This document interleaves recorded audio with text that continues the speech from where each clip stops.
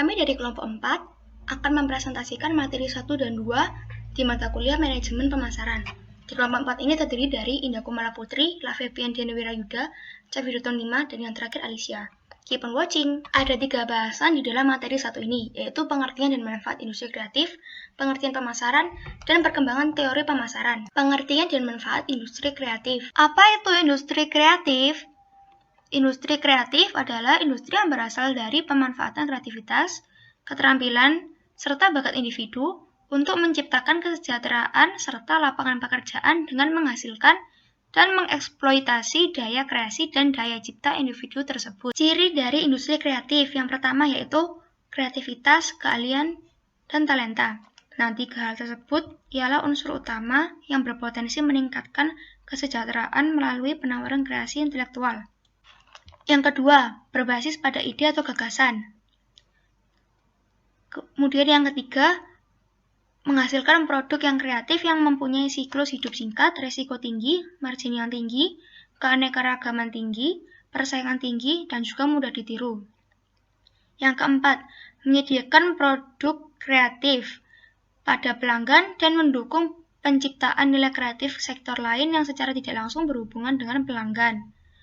Yang kelima, dibutuhkan kerjasama dan kolaborasi yang baik antara berbagai pihak yang berperan dalam industri kreatif, seperti kaum intelektual, dunia usaha, dan pemerintah. Yang keenam, industri kreatif dapat dikembangkan secara luas dan tidak terbatas di berbagai bidang usaha. Nah, yang terakhir, konsep yang dibangun bersifat relatif. Manfaat dari industri kreatif. Yang pertama yaitu inovasi baru semakin berkembang dengan cepat.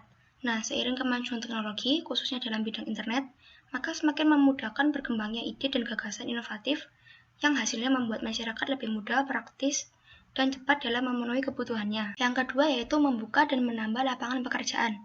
Produk-produk inovatif banyak bermunculan dengan adanya industri kreatif yang akan membuka pasar baru dalam berbisnis, sehingga terciptalah lapangan kerja yang baru yang secara otomatis akan mengurangi angka pengangguran. Yang ketiga, nilai dan kualitas suatu produk semakin meningkat. Kemudahan dan kecepatan akses informasi untuk menjangkau masyarakat saat ini memunculkan berbagai ide kreatif untuk menghasilkan produk inovatif yang mempunyai nilai dan kualitas yang semakin baik. Nah, semakin banyaknya persaingan dan semakin meningkatnya kesadaran masyarakat akan produk yang aman dan berkualitas, maka semakin banyak juga inovasi yang dilakukan di dalam produk untuk menghasilkan kualitas yang prima. Yang keempat yaitu manusia dituntut semakin kreatif.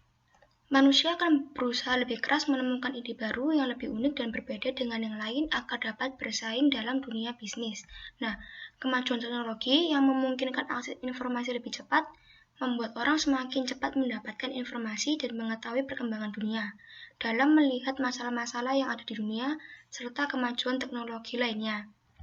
Nah, dengan akses tersebut akan menjadikan manusia menjadi lebih kreatif dalam melihat dan memberikan sebuah solusi yang dibutuhkan oleh masyarakat. Kemudian persaingan yang kompetitif dan masuk akal. Para pelaku bisnis akan selalu berusaha agar bisa menghasilkan produk yang menjadi market leader. Banyak pula lahir pebisnis baru dalam menciptakan produk yang kreatif dan inovatif. Mereka harus bisa memahami trending kebutuhan masyarakat yang sedang berkembang, serta mampu menganalisis segala kemungkinan yang terjadi dalam menjual produk atau jasa mereka. Nah, mereka harus bisa bersaing secara sehat dengan kompetitor dengan menawarkan keunggulan dan keunikan produk atau jasa mereka kepada masyarakat, sehingga persaingan usaha menjadi kompetitif secara alami. Yang terakhir yaitu pertumbuhan ekonomi. Industri kreatif saat ini menjadi sektor ekonomi yang semakin berkembang serta memiliki peranan yang penting. Industri kreatif banyak melahirkan bidang usaha baru. Nah, bidang usaha tersebut yang akhirnya berkontribusi terhadap pertumbuhan ekonomi. Mulai dari peningkatan nilai tambah, penyerapan tenaga kerja, jumlah perusahaan, hingga pasar ekspor, sehingga dapat memberikan dampak sosial paling luas dalam meningkatkan kesejahteraan masyarakat. 16 subsektor ekonomi kreatif, yaitu arsitektur, desain interior, desain komunikasi visual, desain produk, film dan animasi video, fotografi, kriya, kuliner, musik, fashion, aplikasi dan games, penerbitan, periklanan, TV dan radio, seni pertunjukan, dan juga seni rupa. Pengertian pemasaran. Definisi pemasaran lebih diidentikan dengan proses pengenalan produk atau servis pada konsumen yang potensial. Aspek-aspek untuk pemasaran ini meliputi periklanan, public relation, promosi, dan penjualan. Pengertian pemasaran menurut Kotler dan Armstrong, yaitu bahwa pemasaran merupakan proses sosial dan manajerial di mana pribadi atau organisasi memperoleh apa yang mereka butuhkan dan inginkan melalui penciptaan dan pertukaran nilai dengan yang lain.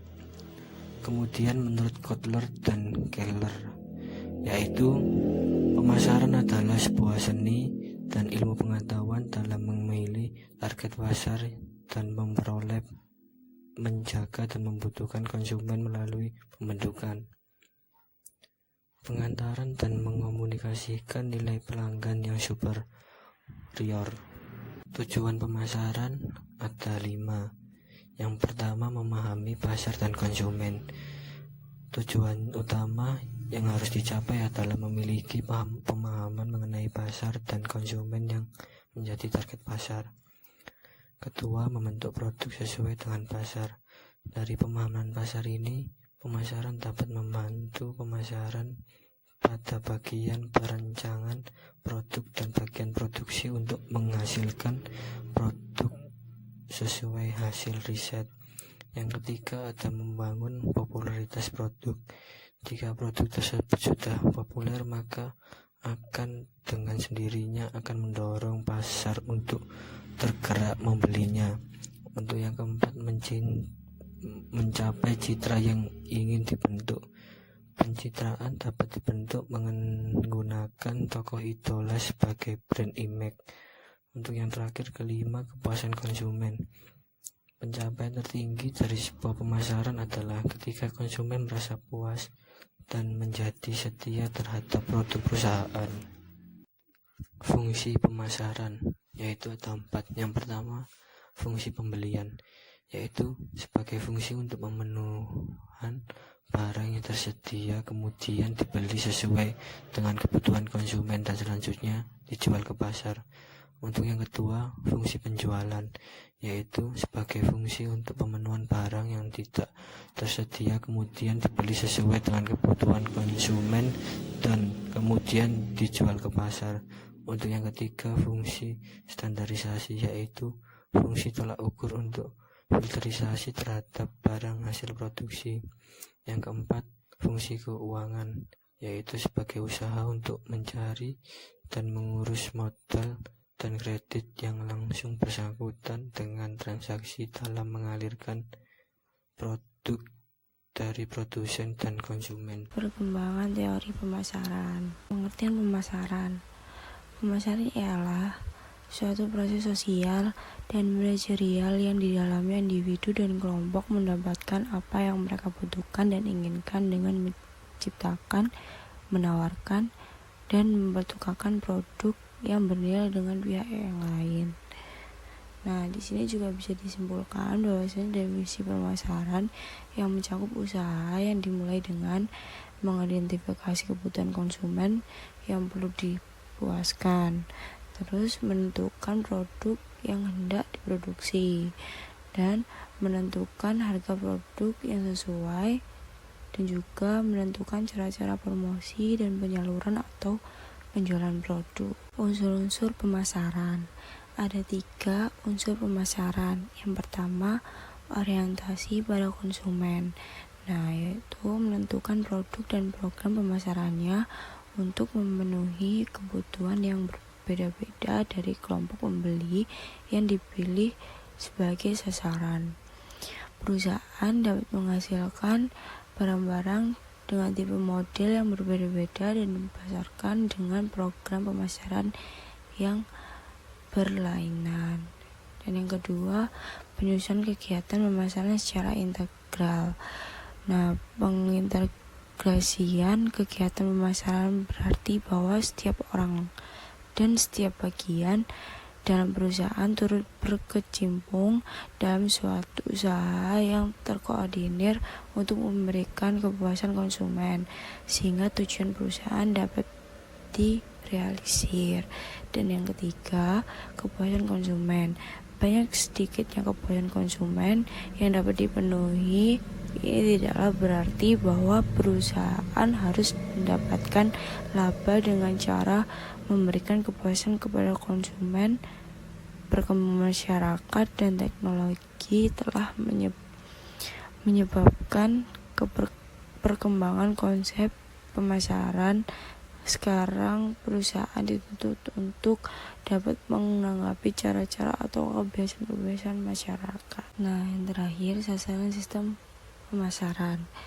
Ada 4 sasaran alternatif dari sistem pemasaran yang diajukan, diantaranya yaitu yang pertama, memaksimalkan konsumen. Konsumen dapat merupakan seorang individu maupun suatu organisasi. Mereka memiliki peran yang berbeda dalam pelaku konsumsi. Pada tahap sebelumnya, pembelian konsumen biasanya melakukan mencari informasi mengenai produk dan jasa tersebut. Lalu pada tahap pembelian, konsumen melakukan pembelian produk atau jasa, dan pada tahapan setelah pembelian, konsumen akan melakukan konsumsi atau penggunaan produk, evaluasi kinerja produk atau jasa tersebut, dan pada akhirnya akan membuang produk atau jasa tersebut setelah digunakannya. Dan yang kedua, memaksimalkan kepuasan konsumen. Pelanggan akan merasa puas jika produk yang digunakan berkualitas. Pelanggan pasti menuntut untuk menyediakan produk yang bermutu sesuai dengan pengorbanan yang dilakukannya untuk memperoleh produk. Untuk itu, tingkatkan terus kualitas produk. Yang ketiga, memastikan pilihan. Konsumen pasti ingin mendapat barang atau produk yang sesuai dengan apa yang dipasarkan. Dan yang keempat, memaksimalkan mutu kehidupan, yaitu program kualitas kehidupan kinerja menjadi tercipta organisasi yang lebih demokratis, yang mana setiap orang memiliki suara pada suatu yang menjadi pengaruh kehidupannya, memberikan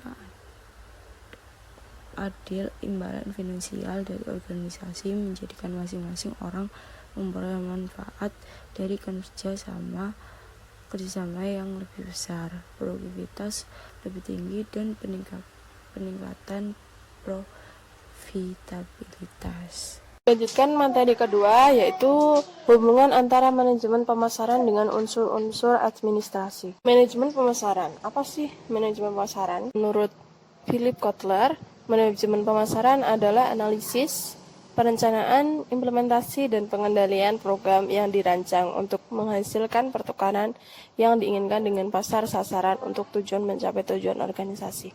Nah, ini sangat bergantung pada perancangan organisasi yang menawarkan dalam hal target, kebutuhan pasar, dan keinginan, dan menggunakan harga komunikasi dan distribusi yang efektif untuk menginformasikan, memotivasi, dan melayani pasar.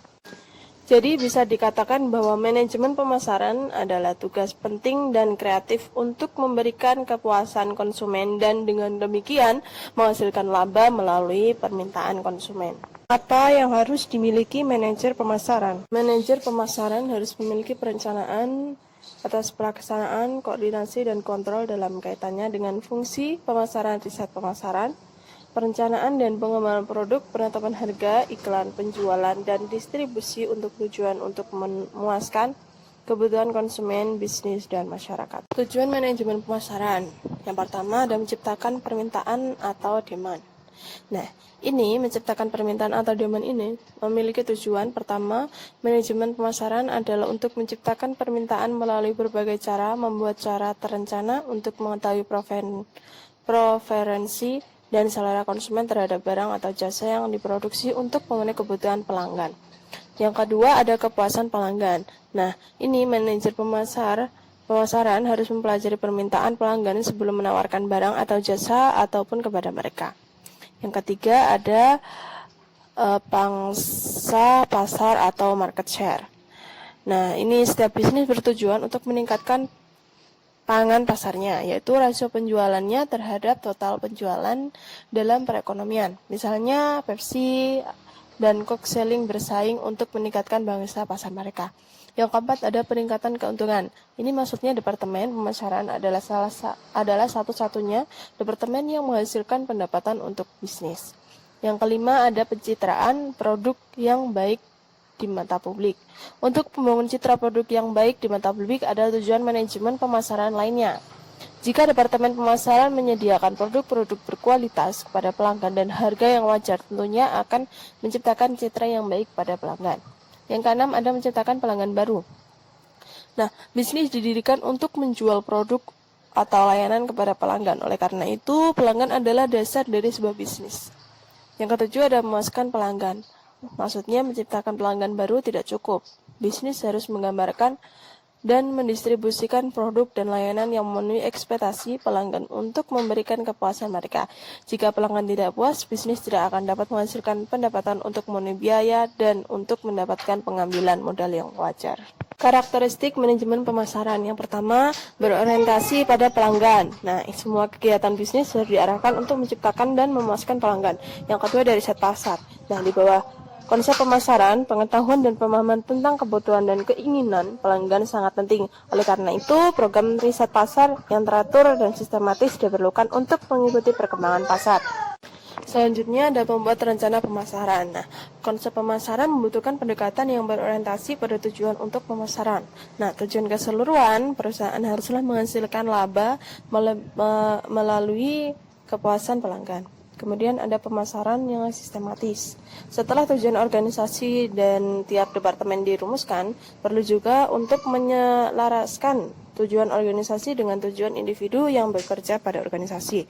Kemudian ada kepuasan pelanggan. Kepuasan pelanggan adalah istilah yang sering digunakan dalam pemasaran. Ini adalah tolak ukur bagaimana produk dan layanan yang dipasok oleh perusahaan memenuhi atau melampaui harapan pelanggan. Unsur-unsur administrasi. Yang pertama ada organisasi. Salah satu unsur-unsur administrasi yaitu organisasi yang merupakan sekumpulan beberapa orang untuk saling bekerja sama dengan memanfaatkan sumber daya yang telah ada. Kedua ada manajemen. Nah, manajemen pada dasarnya memiliki arti sebagai proses pengaturan terhadap sesuatu yang dilakukan oleh sebuah organisasi atau sekelompok orang. Kegiatan manajemen ini tentu dilakukan untuk mencapai suatu tujuan tertentu.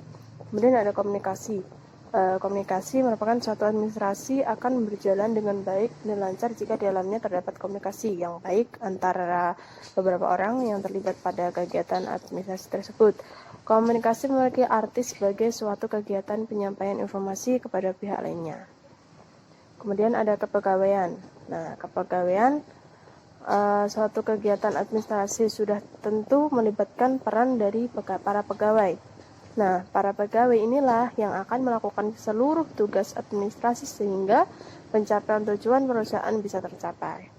Kemudian ada keuangan. Keuangan juga menjadi hal yang penting dan perlu diperhatikan dalam unsur-unsur administrasi. Kenapa? Dalam hal ini, segala sesuatu yang berhubungan dengan pembiayaan di dalam hubungan kerjasama berarti menjadi bagian dari keuangan. Kemudian ada pembekalan. Yang dimaksud dengan kegiatan pembekalan di sini adalah kegiatan yang berhubungan dengan segala perlengkapan dan peralatan yang diperlukan oleh suatu organisasi. Kemudian ada tata usaha. Seringkali kegiatan unsur-unsur administrasi dikaitkan dengan kegiatan tata usaha. Bahkan kegiatan administrasi seringkali disamakan dengan kegiatan tata usaha, walaupun sebenarnya ada perbedaan di antara kedua istilah tersebut. Yang terakhir ada hubungan masyarakat. Nah, hubungan masyarakat yang biasa disingkat humas menjadi bagian dari organisasi yang biasanya menjalankan kegiatan administrasi. Seringkali orang menyebut orang yang bekerja sebagai humas dengan istilah public relation atau PR. Fungsi dari humas ini sendiri adalah untuk melakukan interaksi dan hubungan serta kerjasama dengan masyarakat yang berkaitan dengan organisasi. Sekian presentasi dari kelompok kami. Thank you for watching.